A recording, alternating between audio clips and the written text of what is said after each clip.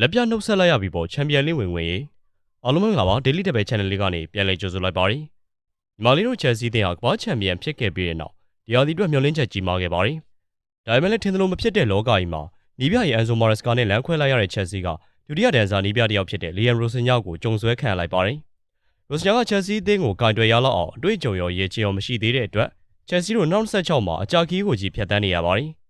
Chelsea ကဒီတစ်ပတ်ဂျာရက်မှာ Premier League ပွဲစဉ်ဖြစ် Brighton အသင်းကိုဝေးကွဲသောရှင်မြန်ကစားခဲ့ရပါတယ်။နောက်တန်းမှာဟော်လောင်းရင်းနဲ့ Chelsea ကပွဲစားချင်းခေါက်ဆွဲတုံမကြက်ခင်မှာတင် Brighton ကိုအဖွင့်ကိုပေးပြီးတော့နောက်ကောက်ကြခဲ့ရပါတယ်။ဒုတိယပိုင်းပြန်စားတော့ Hinshelwood ကနောက်တကူသွင်းယူပြီးတော့ Brighton ကိုအနိုင်သေးကြစေခဲ့ပါတယ်။လူဆောင်ဝင်လာခဲ့တဲ့ ဝိုင်းကစားသမားကြီး Danny Welbeck က60မိနစ်မှာအပေကိုသွင်းယူပေးလိုက်တဲ့အခါ